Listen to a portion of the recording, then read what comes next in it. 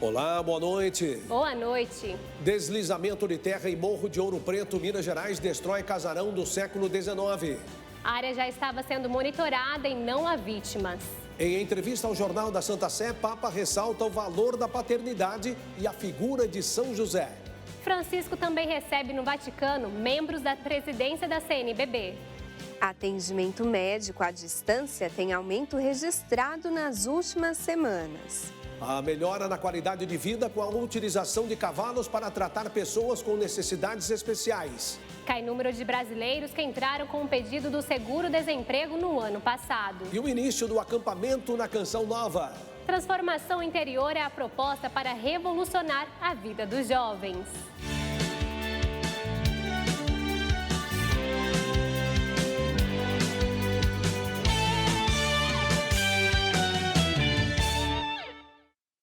O Papa Francisco concedeu entrevista ao Jornal da Santa Sé e dedicou-se a responder sobre o valor da paternidade e a figura de São José. O ano dedicado a ele terminou em 8 de dezembro, mas o Santo Padre segue apontando São José como modelo e grande intercessor. Nessa entrevista, Francisco falou de seu amor por São José e sua atenção com as famílias de todo o mundo que enfrentam tantos desafios. A entrevista foi publicada hoje no Jornal do Vaticano e foi realizada no contexto do encerramento do ano dedicado a São José. Francisco falou de sua devoção a José, da alegria de ter iniciado seu ministério petrino no dia 19 de março, solenidade dedicada ao Pai de Jesus, e que este foi um sinal da amizade e de que teria sempre a companhia e o auxílio deste santo na sua missão. Diz que isso é também um convite a todos os fiéis a manterem a comunhão com os santos que se manifestam em nossas vidas de forma muito concreta. Nele, poderíamos dizer que existe o homem dos tempos difíceis, o homem concreto que sabe assumir a sua responsabilidade. Destacou 2 pontos que atraem seu olhar a José. Um homem de profunda espiritualidade que se manifesta no fato de que escuta a Deus através dos sonhos e o obedece. Mas também o homem concreto que, diante das dificuldades, jamais assume uma postura de vitimismo, mas busca uma solução de maneira criativa. José é uma testemunha luminosa em nossos tempos sombrios. Eis porque era correto dar-lhe espaço neste momento para poder encontrar o caminho.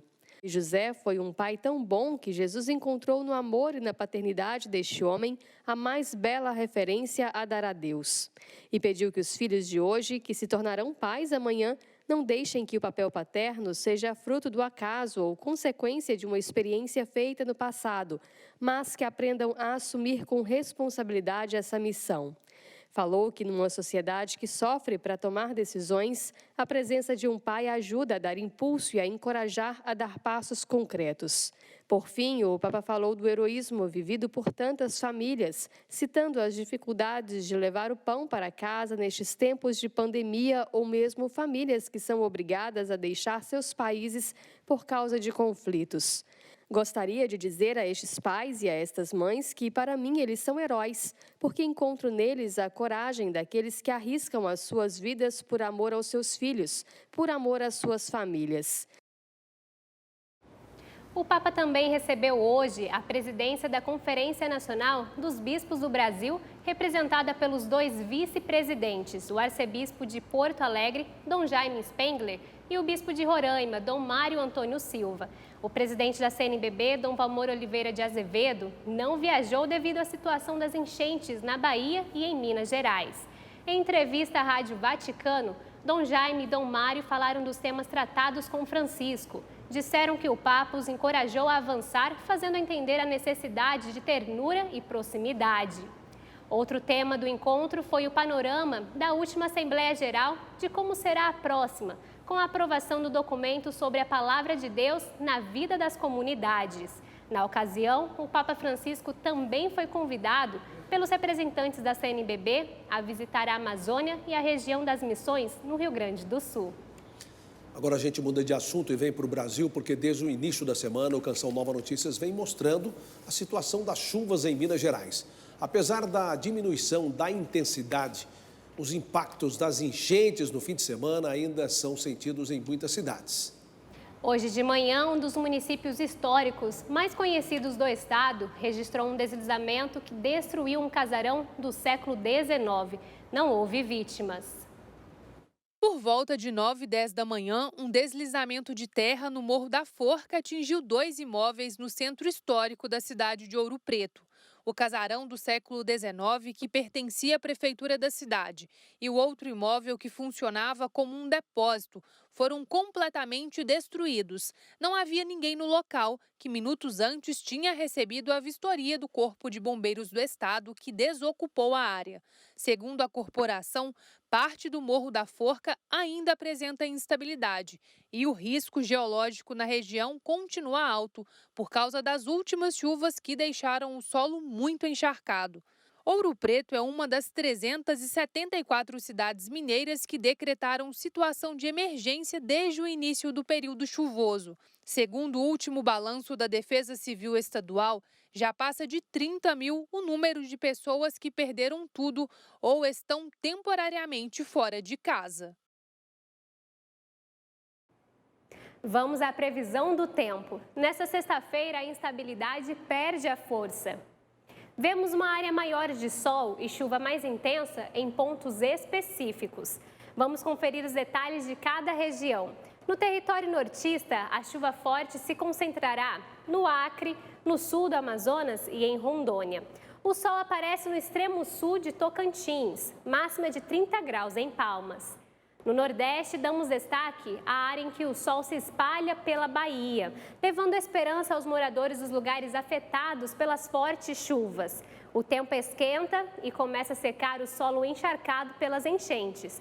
O sol também chega ao Piauí, levando calor de 33 graus a Teresina. A instabilidade no centro-oeste se concentrará no leste do Mato Grosso. Sol em Goiás com máxima de 29 graus em Goiânia. No sul, a onda solar continua comprometendo a temperatura. Em Porto Alegre, varia entre 22 e 37 graus. A chuva pode cair de moderada a forte no Paraná e em Santa Catarina. Grande área de sol na região sudeste. Minas Gerais, Espírito Santo e Rio de Janeiro vão sentir mais calor. Máxima de 32 graus em Belo Horizonte e Vitória e 36 no Rio de Janeiro. Em São Paulo, a chuva ainda prevalece, com mínima de 20 e máxima de 30 graus.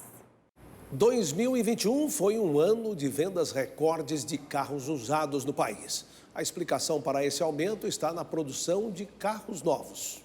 Renata ficou parte do ano passado querendo trocar o carro por um 0 quilômetro. Depois de muito procurar, foi preciso repensar os planos. Eu devo ter procurado durante uns 6 meses, um carro zero, mas para você comprar hoje para receber daqui 90 dias. Então, não era minha opção esperar tanto tempo assim. Então, essa foi a minha decisão pelo seminovo. Assim como Renata, no ano passado, muitos brasileiros precisaram deixar para depois o sonho de comprar um carro novo pelo mesmo motivo. Em decorrência da crise de componentes, condutores, se faltar um parafuso, você não monta o carro. Problemas logísticos, transportes, containers, tudo isso aí contribuiu para a cadeia automotiva e andar num stop and go. Funcionava, parava, funcionava, faltava componente, montava carro incompleto. Tudo isso desorganizou o setor. Só que essa queda na produção de veículos novos impactou diretamente o mercado de usados no país, fazendo de 2021 um ano de vendas históricas para o setor. Foram mais de 15 milhões de unidades vendidas, 18% a mais do que em 2020. Aumento que foi sentido pelas empresas que vendem esse tipo de veículo. Nesta rede, a alta nas vendas foi de 45% só no ano passado.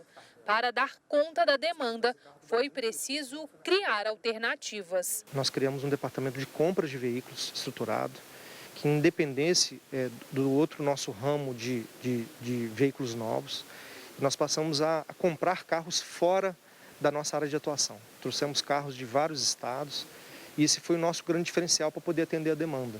e o consumidor precisou pagar mais caro, porque a grande procura pressionou o valor das unidades.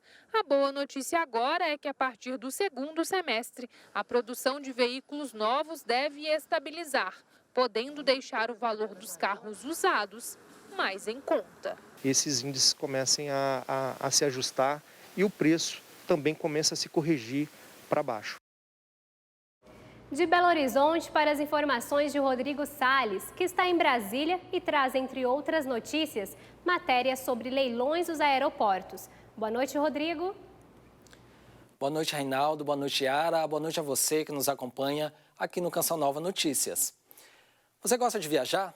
Fique ligado, porque a Agência Nacional de Aviação Civil, a ANAC, aprovou para 2022 o leilão de 16 aeroportos brasileiros para iniciativa privada.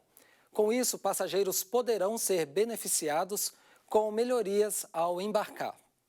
A Agência Nacional de Aviação Civil aprovou os estudos finais para a rodada de leilões, que pode transferir 16 aeroportos brasileiros para empresas privadas. As concessões vão abranger mais de 39 milhões de embarques e desembarques em todo o país, o que representa cerca de 26% do tráfego em todo o território.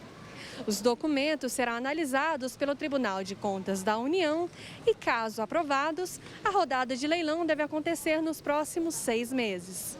O Ministério da Infraestrutura espera atrair o investimento de 8 bilhões de reais com a operação, em contratos com duração de 30 anos. Isso implica que as empresas terão que investir em infraestrutura, melhoria de serviços dos aeroportos e desobriga o Estado a gastar dinheiro com isso. Para os passageiros, a mudança vai ser basicamente o aumento dos serviços nos aeroportos, mas não há previsão de uma possível redução no valor das passagens. Com a privatização dos aeroportos, haverá mais investimento da iniciativa privada nos serviços e, além disso, vai aumentar a gama de serviços dentro do aeroporto. Isso atrai mais passageiros e faz com que as companhias aéreas aumentem o número de voos. Os aeroportos foram divididos em 3 blocos. O primeiro é formado por terminais em São Paulo, Mato Grosso do Sul e Pará, liderado pelos aeroportos de Congonhas e Campo de Marte, em São Paulo. A lista segue com os aeroportos de Campo Grande, Corumbá e Ponta Porã, em Mato Grosso do Sul, além de Parauapebas, Santarém, Marabá e Altamira, no Pará. O segundo bloco, liderado pelos aeroportos Santos Dumont e Jacarepaguá, no Rio de Janeiro, engloba também os serviços de Montes Claros, Uberaba e Uberlândia, em Minas Gerais. Os aeroportos de Belém e Macapá estão no terceiro bloco. De início, juntos, o lance mínimo dos 3 blocos soma 905 milhões de reais. Mas esse valor pode subir com a disputa entre os investidores. A vacina 100% nacional deve começar a ser aplicada nos braços dos brasileiros a partir de fevereiro. A informação foi divulgada pelo Ministério da Saúde. É que a Fundação Oswaldo Cruz, responsável pela fabricação da vacina, já possui um ingrediente farmacêutico ativo, o IFA, suficiente para a produção de mais de 20 milhões de doses. O registro do insumo foi aprovado pela Agência Nacional de Vigilância Sanitária, a Anvisa, na última sexta-feira. O número de brasileiros que entraram com um pedido do seguro-desemprego no ano passado diminuiu em relação a 2020. O resultado positivo mostra uma ligeira estabilidade no mercado de trabalho. Os pedidos de seguro-desemprego tiveram uma queda de 10,2% em 2021 em relação ao ano anterior. Uma boa notícia para o mercado de trabalho, que vem apresentando recuperação. No ano passado, os requerimentos somaram pouco mais de 6,8 contra 6,78 milhões de reais em 2020. Os dados foram divulgados no painel de informações do Seguro-Desemprego do Ministério do Trabalho. O Brasil chegou bem próximo à marca de 3 milhões de novas vagas criadas no ano passado, de acordo com os últimos dados do Cadastro Geral de Empregados e Desempregados, CAGED. Estamos de volta e já em conexão agora com São Paulo, porque Danusa Rego tem informação sobre telemedicina. Vamos saber sobre este assunto? Boa noite, Danusa. Seja bem-vinda. Boa noite, Yara, Reinaldo. Boa noite para todos que nos acompanham. A procura por atendimento médico à distância, ou seja, por meio da telemedicina, disparou nas últimas semanas. Esse aumento foi provocado pela explosão de casos da variante Ômicron e o surto da gripe. Com sintomas gripais, Guilherme procurou atendimento médico na segunda-feira. Estava com sintomas leves de resfriado mesmo, decidi ir no médico, lá no posto, mas estava muito cheio, eu não ia conseguir ser atendido no dia lá, e eu decidi fazer a consulta virtual, só que tinha 890 pessoas na minha frente, aí é isso, fiquei o dia inteiro esperando, mas pelo menos eu consegui no final do dia ser atendido. Nesta clínica em São Paulo, que atende pacientes em diversas especialidades, a teleconsulta aumentou 60%, seja pelo receio de se expor ao vírus ou pela facilidade de consultar online. Dos 16 atendimentos dessa neuropsicanalista de hoje, 12 foram pela internet. Como a gente tem a ferramenta do vídeo hoje, a gente consegue ver o paciente, ver as expressões, né, na área da psicologia, na parte emocional, a gente consegue ver a afeição, ver as emoções, então acaba sendo praticamente a mesma coisa, nunca é igual ao vivo, mas é uma ferramenta muito útil que a gente tem utilizado bastante hoje, está sendo bem eficaz. A explosão de casos de Covid e de gripe provocou uma corrida por atendimento médico à distância, a chamada telemedicina. De acordo com a Saúde Digital Brasil, associação que representa 90% do setor, as consultas virtuais chegaram a 50 mil por semana neste início de ano. Entre fevereiro de 2020 a janeiro deste ano, foram 2.600.000 atendimentos pela telemedicina, segundo a Federação Nacional da Saúde. 60% foram urgências e 40% dos casos eletivos. O teleatendimento foi autorizado pela Lei 13.989, sancionada pela Presidência em 2020. O médico tem a autonomia de decidir, de fazer o atendimento de forma remota, e ela é vigente, ela é muito clara, enquanto durar a pandemia. Eu acho bom, mas é melhor ali no médico presencial mesmo. Em alguns estados, o Corpo de Bombeiros e a Polícia Militar podem ser acionados por aplicativos. É o caso de São Paulo, conforme você pode conferir agora nesta reportagem.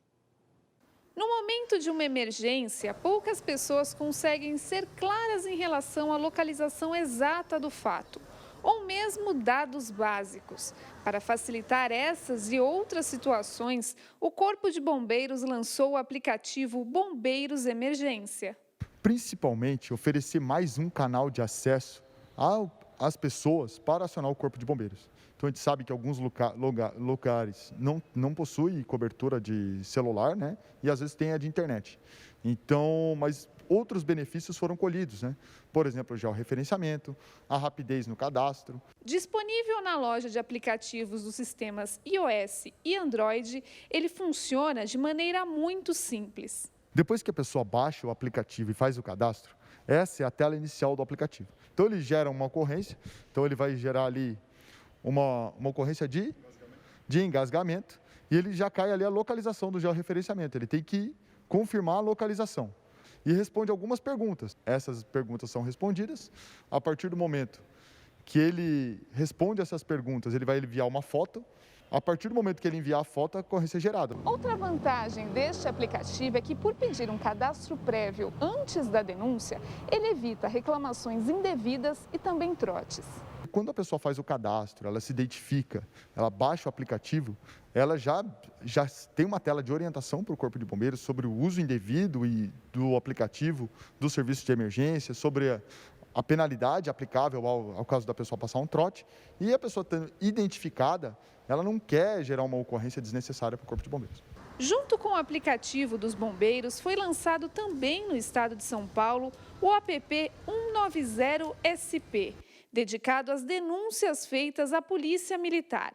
Por enquanto, ele acolhe denúncias principalmente de incômodo de barulho e de violência doméstica.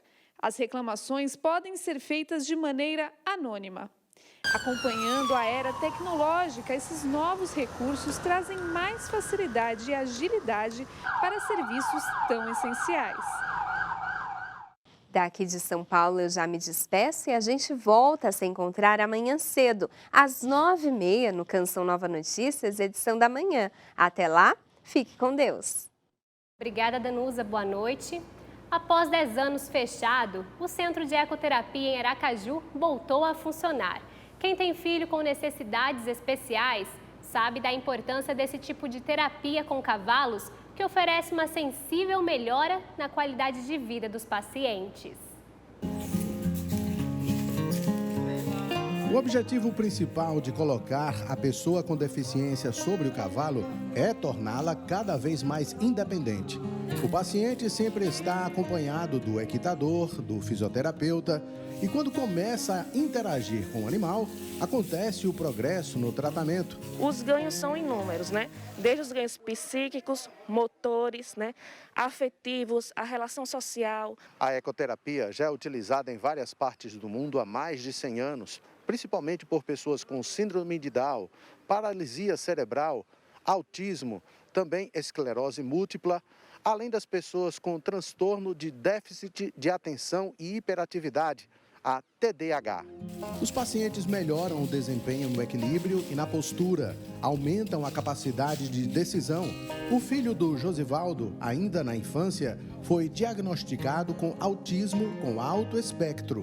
Mas vendo esse adolescente cavalgando, interagindo com o animal, dá para notar a evolução do paciente. O bom tratamento do filho motivou o pai a estudar mais sobre o assunto.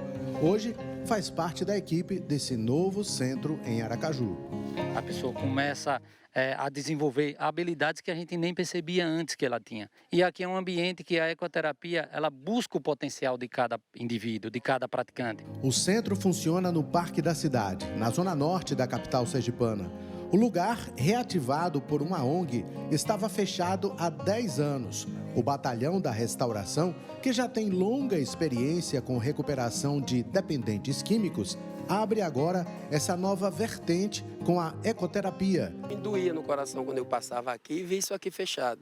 E a agilidade do terceiro setor do Batalhão da Restauração, com a experiência que nós temos, é que vai dar condição da gente prestar um serviço gratuito, de qualidade e em quantidade. O tratamento, segundo a psicóloga, atinge bons resultados. E a gente vê o tratamento, a melhora, tanto na fala, tem crianças que elas não são não verbais, e acaba tendo aquele contato afetivo, aquele contato visual, que é uma troca também, não é só palavras, né? A notícia da reabertura do Centro de Ecoterapia animou os pacientes da APAI. Nós atendemos hoje 120 famílias e, se depender delas, todas 120 vão estar aqui.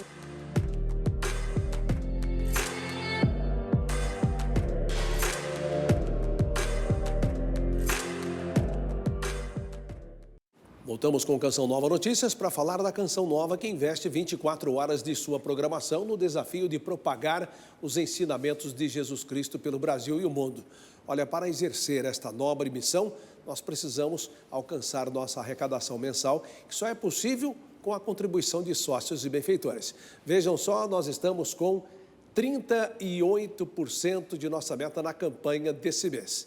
Acesse clube.cançãonova.com e faça sua doação. Obrigado por sua generosa contribuição. Após um ano, o acampamento Revolução Jesus está de volta à Canção Nova. Pois bem, o roteiro do evento está totalmente preparado para que os jovens passem a ter uma vida nova a partir da experiência com Deus. Kaique é carioca e pela primeira vez está em Cachoeira Paulista para conhecer a Canção Nova.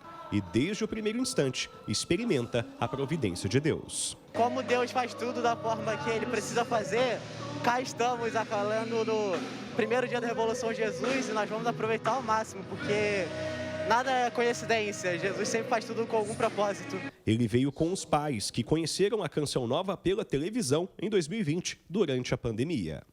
foi a presença de Deus em nosso lar, né?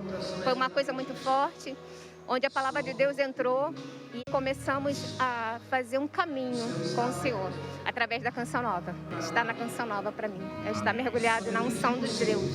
A movimentação na Chácara de Santa Cruz tem motivo especial, o acampamento Revolução Jesus.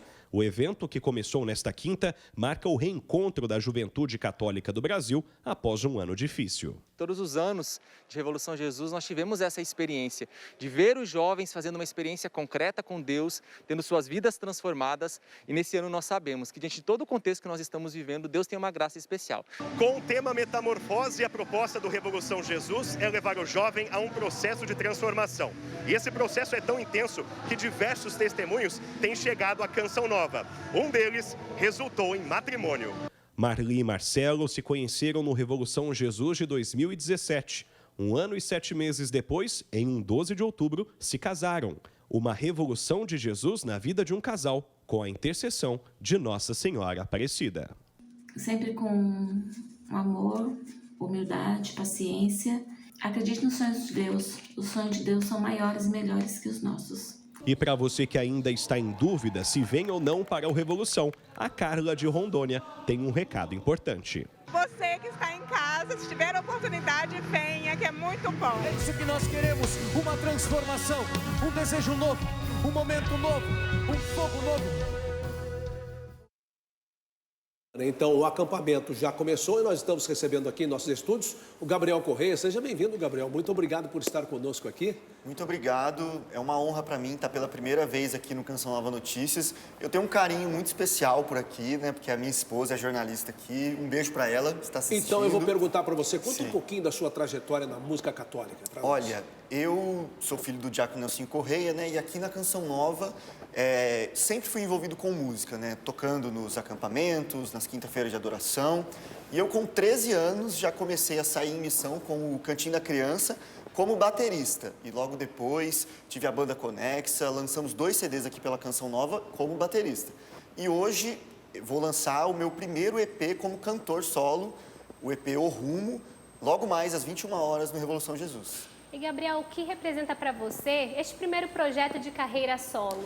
Como eu disse, é um novo na minha vida, né? Eu sempre fui baterista, sempre estava escondido ali atrás dos tambores, mas como meu pai é músico, né? Meu avô seresteiro, eu sempre tinha um piano lá, eu tentava tocar, tentava arranhar alguma coisa. Eu olhava o meu irmão fazendo aula de violão, e pegava o violão, tentava tocar. E hoje, trazendo esse novo projeto, né? Realmente um novo na minha vida. E estou muito feliz, estou ansiosíssimo para esse lançamento. Ok, antes da próxima pergunta, a gente vai ver um teaser rapidinho dessa sua apresentação. Vamos lá, acompanhe aí conosco.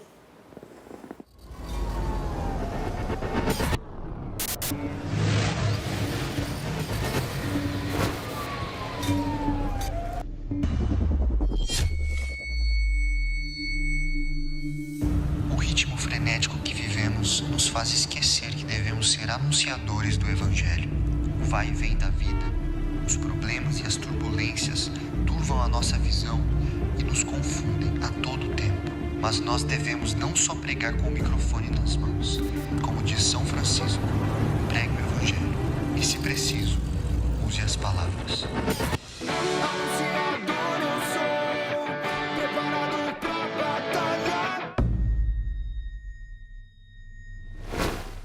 Bacana, hein? Eu quero saber como é que surgiu a inspiração para essa música Anunciador. Essa música é muito especial para mim, porque é a primeira música que eu compus junto com meu irmão Eduardo José. Quero mandar um grande abraço para ele, que vai estar cantando comigo hoje. O Eduardo José também ele é filho dos membros aqui da comunidade Canção Nova. E a gente sempre saiu em missão juntos, desde a época da banda Conexa. E o Eduardo José sempre na animação, ele é muito... Vocês conhecem, né? O DZ, como é apelidado. Ele sempre muito animado e ele nos ajudava com as animações dos acampamentos e dos eventos que a gente ia. Só que ele é muito talentoso e a gente começou a compor essas músicas logo depois que fizemos o retiro do Cursilho de Cristandade em Lorena. Um abraço para o Padre Rodrigo, que é o nosso diretor espiritual. E nesse retiro do Cursilho eu voltei às origens da Canção Nova, né? Porque não sei se todos sabem, mas o Padre Jonas, antes mesmo da Canção Nova, ajudava muito nos cursilhos de cristandade E no cursinho de cristandade eu senti um chamado para cantar e para tocar. Houve uma transfiguração. Exatamente, exatamente. E para esse novo eu via que tinha uma necessidade, assim como meu pai pegava o violão e tocava para acompanhar o Padre Jonas, eu sentia a necessidade de ajudar no movimento de cursilhos. E assim comecei a cantar e tocar mais, comecei a trazer mais amigos para fazer esse retiro e surgiram todas essas músicas desse EP, graças a Deus. E Gabriel, qual mensagem você traz com o EP O Rumo? Olha, esse EP ele fala de muitas realidades que o jovem vive hoje. Essa música, né, que a gente viu o teaser, se chama Anunciador. Quero convidar você a assistir o clipe no meu YouTube, youtube.com/GabrielCorreiaCN. Essa música, ela fala basicamente do meu nome, né? São Gabriel anunciou a Maria e nessa música eu quero provocar os jovens, assim como no clipe, a ter uma evangelização ativa e não fazer só uma evangelização dentro da igreja, mas sair da igreja para trazer as pessoas que muitas vezes não conhecem a Deus, mas também os que já conhecem, mas que estão afastados. Para a gente fechar, qual a expectativa para o show desta noite do acampamento Revolução Jesus? Olha, como eu disse, é muito novo para mim. Tocar bateria, tocar baixo, tocar guitarra, sempre foi tranquilo para mim. Mas hoje a Júlia me acompanhou todo esse dia, estou bem ansioso, mas estou bem e estou muito feliz com tudo isso e muito ansioso mais uma vez para esse show. Gabriel, obrigado pela Reinaldo. presença, um bom show para você esta noite. Obrigado. Eu estou vendo que você está emocionado também, viu? Sim, com certeza. Muita emoção hoje à noite, hein? Isso mesmo. Eu queria também pedir para todo mundo me seguir lá no meu Instagram, @GabrielCorreiaCN. Já tem algum making off desse show, né? dessa preparação. E para você também conhecer as novas músicas que irão sair mais para frente. Isso aí. Obrigado, Gabriel. Muito obrigado. Muito obrigada, Gabriel. Obrigado, Excelente Yara. trabalho que vocês fizeram, viu? Muito obrigado. E o Canção Nova Notícias fica por aqui. Assista a seguir a transmissão da Santa Missa direto de Brasília. Olha, em seguida, a partir de 9 horas, você assiste ao show de Gabriel Correia ao vivo, já no âmbito do acampamento Revolução Jesus. E mais tarde, também ao vivo, às 11 horas, o show será de Peter de Lara. Uma ótima noite para todo mundo. Uma boa noite, a gente se vê amanhã. Até lá.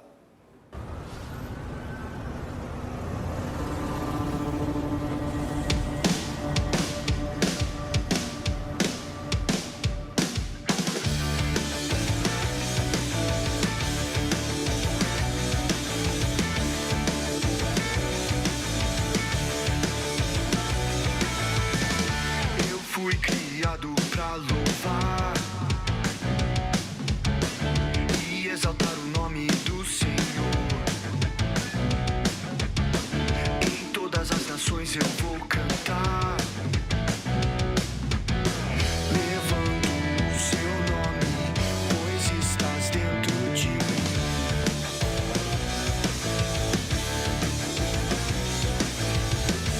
Eu fui criado pra louvar e exaltar o nome do Senhor.